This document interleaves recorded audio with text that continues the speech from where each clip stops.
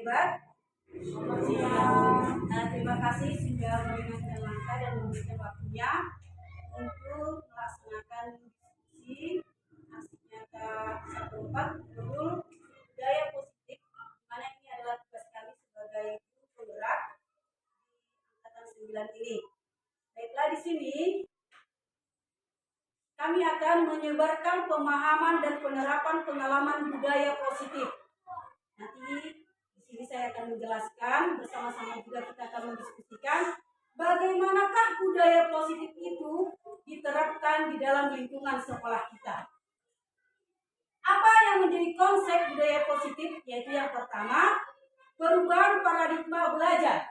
Yang kedua, disiplin positif. Yang ketiga, nilai-nilai kebajikan.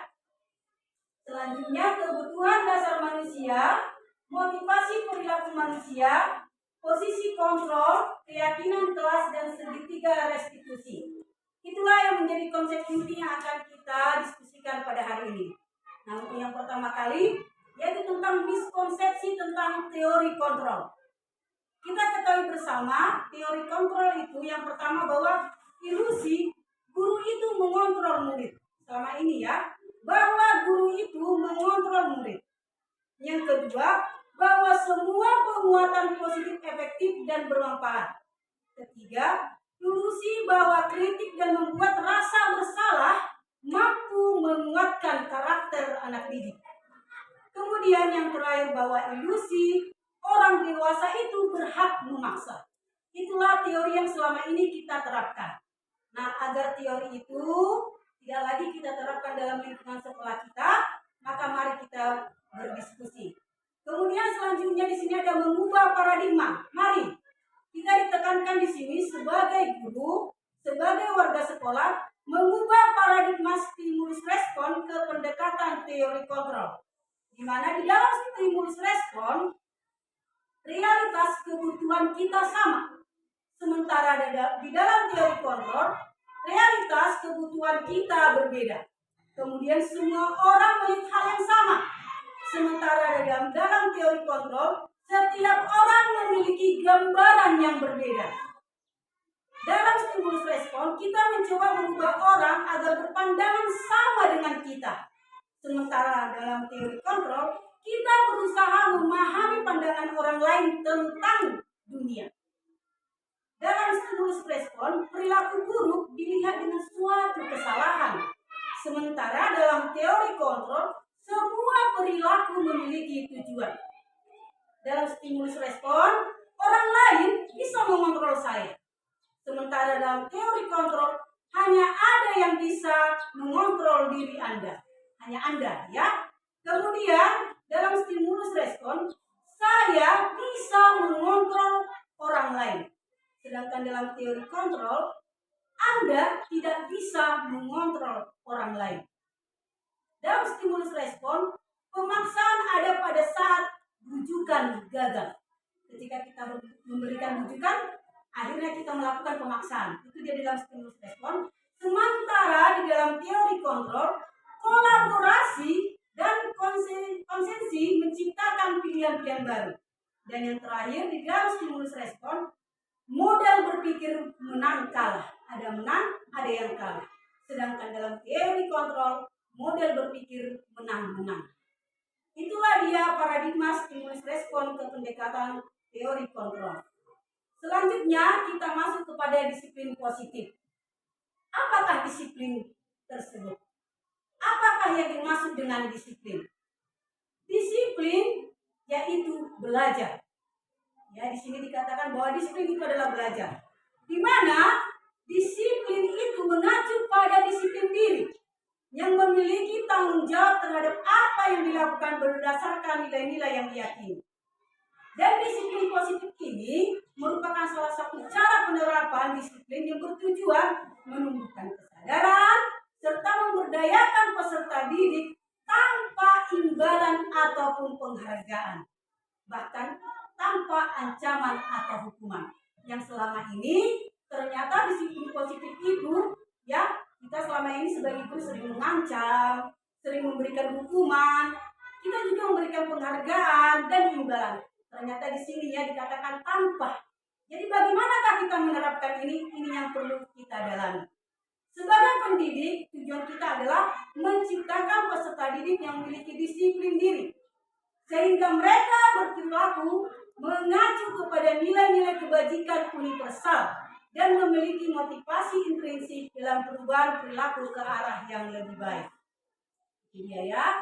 Nah, katanya tadi di dalam disiplin tersebut harus ada yang namanya nilai-nilai kebajikan. Apakah yang menjadi nilai-nilai kebajikan yang akan kita terapkan dalam lingkungan sekolah, baik itu di sekolah ini maupun di dalam kelas kita masing-masing sebagai guru? Ada di situ, ada 3. Yang pertama yaitu profil pelajar Pancasila. Saya rasa kita sudah tahu ya apa-apa saja yang menjadi nilai kebajikan dari profil pelajar Pancasila. Yang pertama, beriman dan bertakwa kepada Tuhan Yang Maha Esa dan berakhlak mulia, berkebinekaan global, gotong royong, mandiri, kreatif, dan bernalar kristis. Sementara nilai kebajikan dari Primary Years Program atau PYP, toleransi, rasa hormat, integritas, mandiri, menghargai, dan lain-lain. Begitu juga dengan keterampilan hidup atau life skill, dapat dipercaya, lurus hati, pendengaran yang aktif, tidak merendahkan orang lain, dan lain-lain. Dan ini semua harus kita terapkan di dalam kehidupan kita sebagai guru terhadap anak-anak. Kita lihat, apakah dia berakhlak mulia, apakah dia memiliki toleransi, apakah dia memiliki rasa hormat, dapat dipercaya. Nah, ketika kita sudah menerapkan itu, nilai-nilai kebajikan ini, maka kita juga sudah menerapkan yang namanya disiplin positif. Selanjutnya, Bapak Ibu, ya, di sini juga tadi sudah saya katakan bahwa manusia itu memiliki kebutuhan dasar. Ya, manusia memiliki kebutuhan dasar. Nah, kebutuhan dasar manusia itu adalah segala sesuatu yang kita lakukan untuk mendapatkan yang kita inginkan.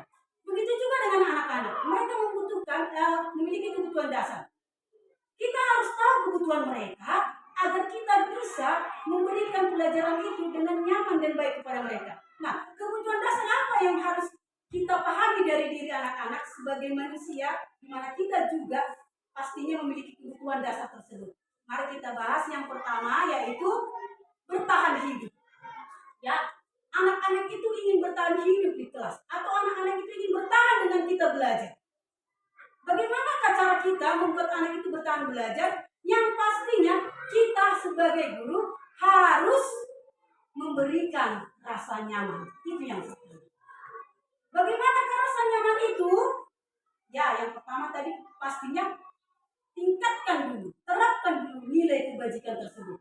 Kita harus sadar bahwa nilai kebajikan itu harus tertanam dalam diri anak dan dalam diri kita, sehingga akan adanya rasa nyaman di dalam kelas. Yang kedua, kasih sayang dan rasa diterima. Ya, anak ini bisa, ingin diterima. Jangan. Kemudian penguasaan. Ya, penguasaan kemudian ingin berprestasi dan diakui. Anak-anak di kelas ingin diakui. Ketika kita berikan pertanyaan, saya Bu. Ketika kita katakan bagus, ayo silakan dijawab. Itu juga merupakan salah satu diakui. Kita tidak boleh membeda-bedakan. Ini kita bedakan, ini kita bedakan, tidak boleh. Kita berikan kesempatan yang sama agar mereka diakui di dalam kelas. Kemudian kebebasan. Kebebasan ini bukan berarti hal yang tidak baik ya. Arti kebebasan di sini yaitu mandiri, bahwa anak-anak itu bisa melakukan sendiri. Kemudian mereka membuat pilihan sendiri. Ya anak-anak, sekarang kita akan belajar bagaimana? Apakah kalian mau kita belajar di luar atau di dalam kelas? Kita berikan pilihan. Bu, cuaca sangat bagus.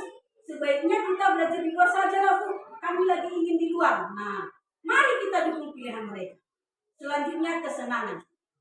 Semua pasti ingin senang ya. Ya kan? Untuk itu, seorang guru itu juga harus mampu membuat pembelajaran itu yang diintegrasikan dengan bermain, atau kita juga bisa sekali-sekali membuat humor, mereka tertawa, ya, kemudian mereka memiliki antusias terhadap pembelajaran dengan baik. Dalam hal ini, maka anak-anak di dalam kelas akan merasa nyaman ketika kita ketahui apa kebutuhan mereka. Ya kan? Nah, seperti kita ketahui, kadang anak ini datang dari rumah, mereka pasti sudah punya masalah. Ada yang punya masalah lah, ada yang bagaimana lah dari rumahnya. Jadi kita lihat, loh mereka begitu ini sekarang, ini mereka tadi mulai sedih, ada apa ya? Nah, itu adalah salah satu cara penerapan kita mengetahui kebutuhan dasar mereka. Dan itu saya yakin sudah kita miliki sebagai guru selama ini. Oke, nah kita lanjutkan. Bapak Ibu, selama ini kita di pihak mana ini? Hukuman, konsekuensi, restitusi. Kalau hukuman, ya saya mau nanti bertanya dan kita bisa mengidentifikasi ya, di manakah saya selama ini? Seperti ya Bapak Ibu, apakah saya selama ini sebagai penghukum? Apakah selama saya ini sebagai konsekuensi? Ataukah selama ini saya sudah menjadi restitusi? Kalau di hukuman, itu tidak terencana, tiba-tiba bawaan kita itu marah, emosi. Murid tidak tahu apa yang akan terjadi, sehingga dia tidak dilibatkan. Hanya kita yang bicara, amarah, ya kan? Bersifat satu arah. Kemudian konsekuensi, terencana, disepakati sesuai peraturan. Murid tetap dibuat tidak nyaman. Sikap guru selalu memonitor murid. Sementara restitusi, proses penciptaan kondisi bagi murid memperbaiki kesalahan. Kita berikan kepada anak kesempatan untuk ya memperbaiki kesalahannya. Kita berikan kepada mereka ya diskusi kecil kepada mereka. Ayo, mari kita cari solusinya bersama. Jadi si siswa tersebut yang memberikan pendapat apa yang akan dia lakukan, bukan kita yang memberikan. Itulah dia kalau restitusi. Nah, kemudian Bapak Ibu, ada 5 posisi kontrol guru. Ya Bapak Ibu, yang pertama yaitu penghukum. Kemudian pembuat rasa bersalah sebagai teman, sebagai pembantu dan manajer. Dan diharapkan dari 5 kontrol tersebut, kita diharapkan sebagai guru saat sekarang adalah sebagai manajer. Nah Bapak Ibu, siapa yang di sini masih dalam tahap manalah Bapak Ibu sekarang? Siapa yang mau guru bercerita? Di tahap manalah menurut Bapak Ibu sekarang ini? Silakan Bapak Ibu, kita berdiskusi. Silakan, kita bebas memberikan pendapat kita, pengalaman kita selama ini sebagai guru. Tidak apa-apa, ini tidak menyalahkan. Sama seperti restitusi, kita berdiskusi 2 arah supaya kita tahu merefleksi diri kita sebagai guru untuk ke depannya. Silakan Bapak Ibu, di manakah posisi kita sampai pada saat ini menurut Bapak Ibu? Saya boleh kan Bu? Ya silakan Ibu. Ya, terima kasih untuk Ibu narasumber. Sebenarnya kami malu karena kami masih di penghukum. Sekali seperti itu, jika suami tidak mengerjakan PR, khususnya dulu di kelas saya kelas 4, ketika siswa kami tidak mengerjakan PR, otomatis siswa itu saya panggil, terus saya bentak, tidak dengan tidak dengan kasih sayang, saya bentak langsung. Kenapa tidak dikerjakan PR-nya? Begitu Bu. Jadi secara tadi yang diterangkan Ibu tadi, sebenarnya kami sudah tidak yang diharapkan oleh narasumber tadi. Begitu Bu. Terima kasih. Terima kasih, kita berikan tepuk tangan untuk teman-teman yang memberikan pengalamannya. Apakah masih ada? Oke, silakan Ibu. Ya, terima kasih untuk kesempatannya yang boleh diberikan kepada saya, kepada kami terkait dengan pertanyaan ataupun diskusi kita hari ini. Kita guru di SD Pakat Toruan ini posisi kita di mana? Ada penghukum, pemantau, pembuat merasa bersalah, teman, manajer. Menurut pengalaman saya dan saat saya berada pada saat saya sekarang posisi saya ini Bu mengajar di kelas 1, saya masih sebagai teman. Karena untuk kenapa saya mengarahkan diri saya menjadi teman bagi anak-anak saya, anak-anak kelas 1, karena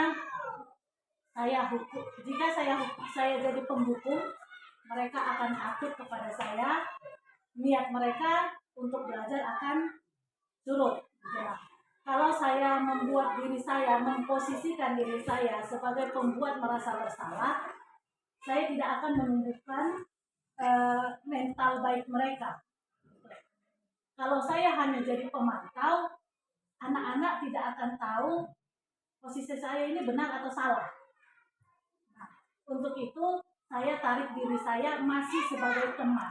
Teman dalam arti di satu sisi di saat pembelajaran saya mengkondisikan ruang kelas kami itu sebagai tempat bermain. Saya bukan sebagai guru, melainkan teman. Supaya apa? Supaya mereka mau terbuka. Bu, aku belum tahu Bu kayak gini Bu. Bu, aku belum tahu huruf B. Bu, aku belum tahu menulis halus kasar. Supaya itu yang saya harapkan. Saya sebagai teman. Namun kenapa tidak manajer? Saya belum bisa memanage anak kelas 1 itu yang masih saya rasakan di saat ini. Terima kasih. Oke, kita berikan dulu. Ya, untuk guru kelas 1 kita Ibu Manulang, luar biasa pengalamannya dan pendapat dari Ibu Manulang mengatakan sebagai teman luar biasa. Mengapa saya katakan luar biasa? Karena ibu ini sudah melangkah 2 langkah, atau kalau naik tangga dan tangga ketiga, ya kan? Kalau Ibu Tambunan tadi masih di tangga pertama, ya kan? Karena sebagai penghukum, ibu ini sekarang sudah di tangga ketiga. Berarti luar biasa ya. Saya rasa teman-teman yang lain sudah ada di pemantau, sudah ada juga masih di pembuat rasa bersalah, ya kan? Bahkan saya juga yakin tanpa kita sadari kita sebagai guru sudah menjadi manajer. Mungkin kita belum tahu yang manajer itu bagaimana, kan gitu kan Bapak Ibu kan? Yang kita tahu sampai saat ini penghukum. Saya sudah tahu penghukum bagaimana. Pembuat rasa bersalah, berarti mengatakan hal-hal supaya dia merasa bersalah, kan gitu kan? Kemudian sebagai teman, merangkul seperti kata Ibu Manulang tadi, supaya mereka merasa tidak ketakutan karena masih di kelas 1. Kemudian pemantau, kita melihat siswa itu secara langsung, mengkoordinir, kan seperti itu.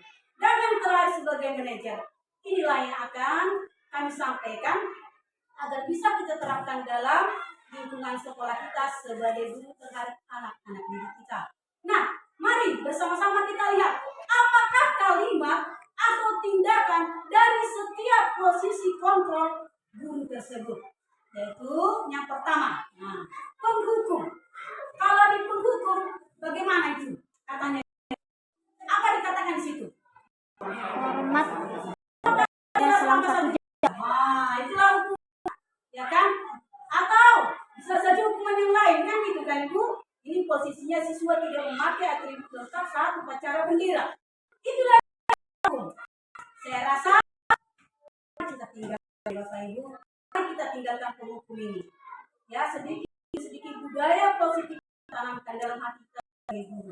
Mungkin saya yakin dengan kegiatan kita sebagai guru, ya kita menyadari bahwa kita sebagai guru itu luar biasa, ya kan? Maka ini bisa kita terapkan dalam pelayanan kita terhadap anak didik kita. Yang kedua, pembuat rasa bersalah. Pernah nggak kita mengatakan kayak gitu seperti ini? Berapa kali ibu bapak harus memberitahu kami? Kamu baru saja mengecewakan. Nah itu dia pembuat rasa bersalah. Kau selalu mengecewakan saya. Nah seperti itu ya. Ada rasa kekecewaan. Kemudian teman, seperti yang dikatakan Ibu Manulang ya, ayo dong ikuti aturan sekolah, tolong bantu ibu ya. Nah, bagaimana lah yang temannya kan? Kemudian ya sudah, tidak apa-apa. Lain kali jangan sampai berbuat seperti ini lagi ya. Nah, ada hubungan yang begitu dekat antara guru dan siswa. Kemudian ada juga pemantau. Apakah kata-kata dari pemantau ini? Kamu sudah melanggar peraturan sekolah. Kamu tahu konsekuensinya? Dalam arti antara kita dan siswa sudah memiliki kesepakatan juga di sini kan. Setelah upacara kamu beli atributnya ke koperasi dan jangan diulangi lagi. Berarti sudah ada kesepakatan antara guru dan siswa. Nah, itulah dia 4 posisi yang masih kita jelaskan. Nah, kita lanjutkan.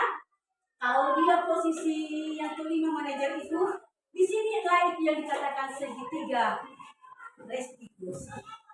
Ya, segitiga restitusi. Nanti akan kita lanjutkan di situ. Tapi sebelumnya kita masuk dulu kemari. Posisi kontrol apakah aku? Nah, yang pertama, silakan Ibu dibacakan dan tentukan apakah posisi kontrolnya. Silakan Ibu. Saya kecewa sekali dengan kamu. Ya, posisi Kontrolnya membuat bersalah. iya, benar. Berikan tepuk tangan. Bagus. Ya, selanjutnya yang kedua. Silakan, Ibu. Ayo, masuk takut-takut. Kita di sini memberikan pengalaman. Ayo, silakan. Berikan saja pendapatnya. Kamu tidak pernah benar melakukannya. Posisinya selalu melakukan Merasa bersalah. Oke. Selanjutnya, apa rencana untuk menyelesaikan masalah ini? Silakan. Salah? Dari pemantau atau manajer? Pemantau. Apa rencanamu untuk menyelesaikan masalah ini? Kalau menurut saya Bu, ini manajer. Iya, betul sekali. Sebagai manajer, di mana kita yang menanyakan kepada siswa untuk menyelesaikan masalah yang sudah dibuatnya. Ya, terima kasih kepada Ibu Tambuna. Selanjutnya, ayo, ini di manalah dia? Kamu tidak pernah mendapat nilai jika tidak mengerjakan tugas. Konsekuensi. Manakah itu?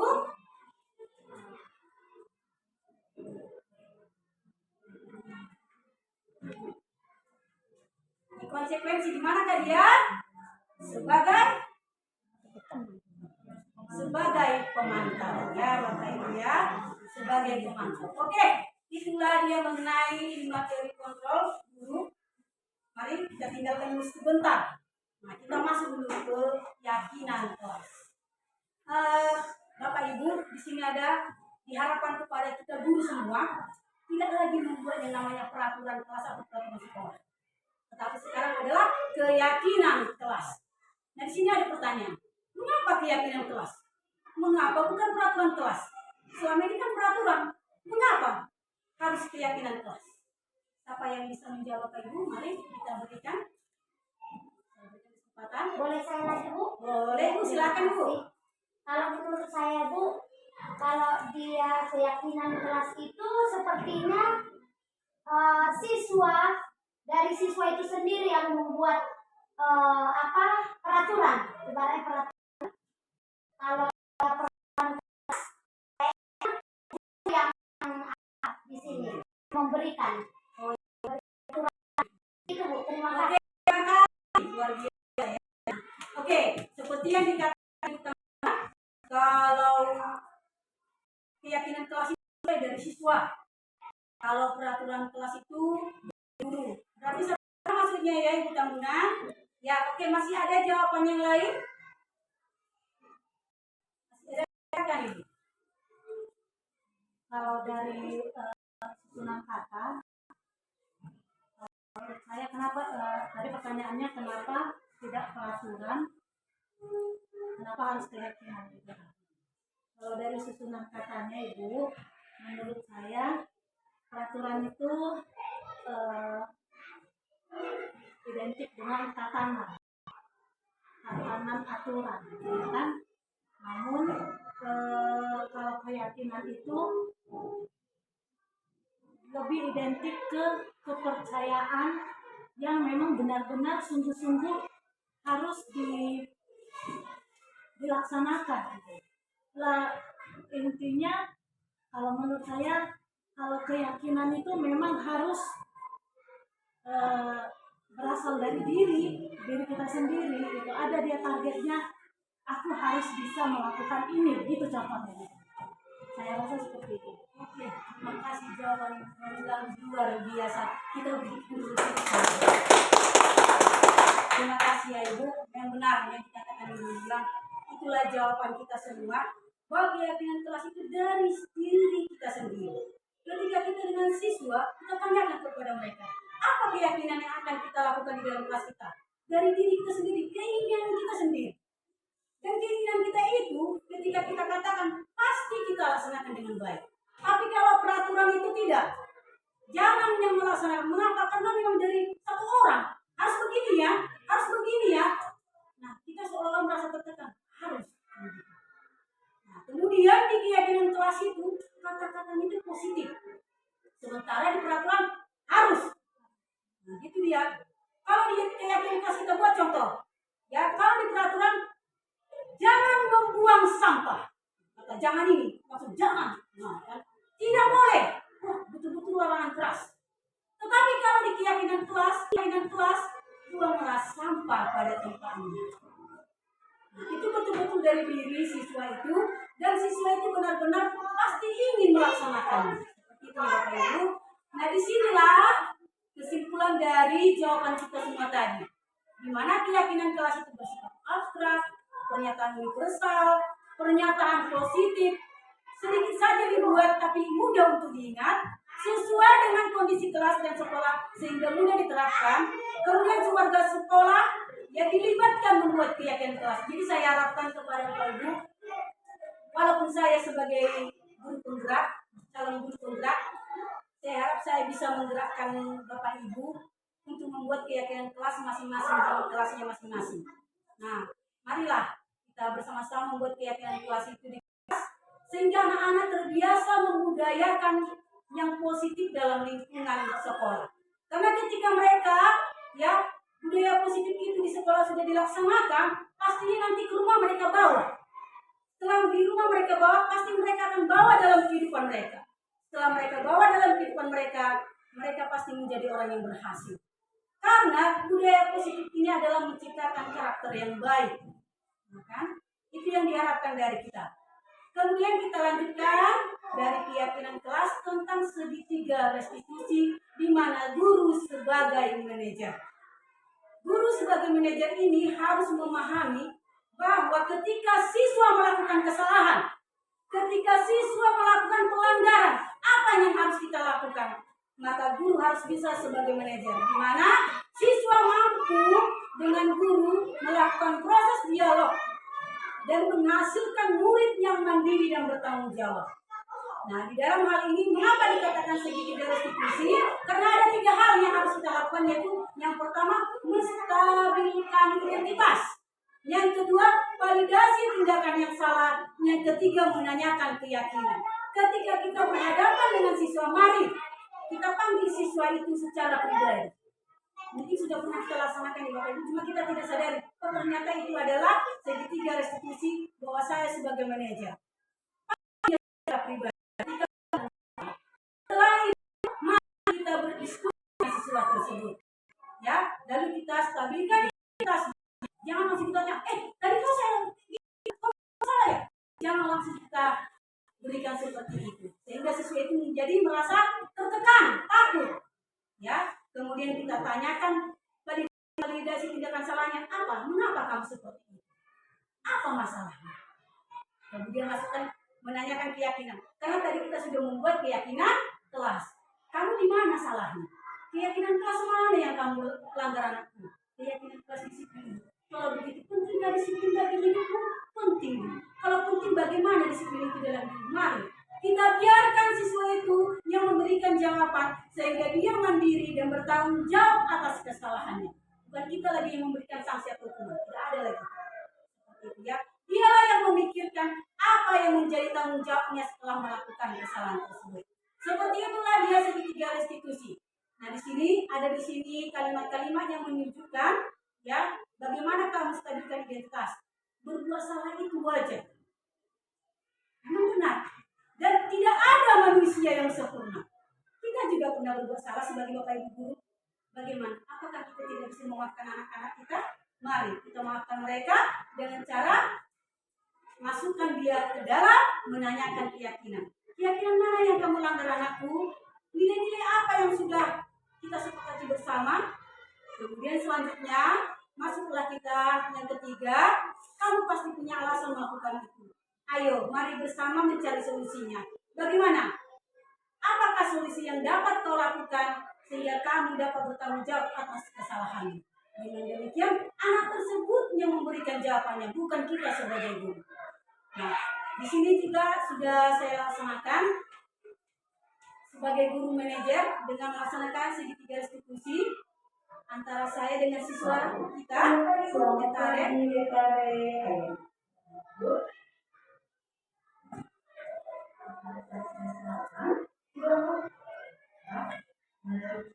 Oh tidak, mengapa dipanggil ke sini? Nah, tadi pagi ibu mendapat laporan dari lingkungan mengatakan bahwa saya menjadi lebih terlambat ya. Iya. Menurut tindakan mereka sudah berapa kali ya terlambat? Iya kan. Sering terlambat itu berbuat baik tidak. Buatan tidak baik itu. Lalu sering terlambat itu kesalahan tidak? Kesalahan. Tidak. Semua manusia itu pernah berdosa. Dan kesalahan itu adalah manusiawi. Ibu juga pernah berbuat kesalahan. Jadi, ketika kita berbuat kesalahan, kita harus tahu untuk memperbaiki. Bagaimana Rekare? Apakah setuju untuk memperbaiki kesalahan Rekare? Setuju. Baiklah. Nah, Rekare sering terlambat pasti punya alasan. Saya terlambat bangun, Bu, karena pada malam hari saya menonton video sinetron sampai larut malam. Iya, sinetronnya? Iya, Bu. Letter ini enggak dengan keyakinan kelas kita? Ingat, Bu. Lalu keyakinan kelas apa yang letter langgar? Disiplin. Kamu disiplin itu tidak? Penting, Bu, karena disiplin adalah kunci keberhasilan. Dan saya harus datang tepat waktu ke sekolah dan saya menghargai waktu. Ya, bagus. Nah, itu adalah kunci keberhasilan. Kita harus menghargai waktu. Dan nanti bisa ya? Ya, Bu, saya menyesal karena telah datang terlambat ke sekolah. Saya mohon maaf ya, Bu, dan saya sama saya dan datang terlambat ke sekolah. Iya.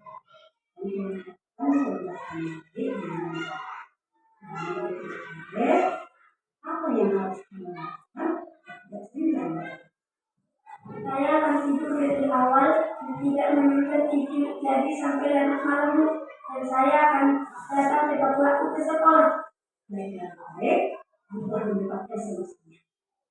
Kamu tidak perlu berpikir. Sekarang kamu bisa kembali.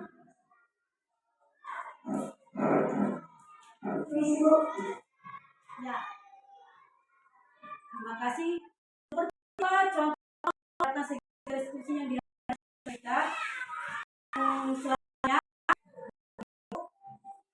semoga kita menerapkan disiplin positif dalam kehidupan kita.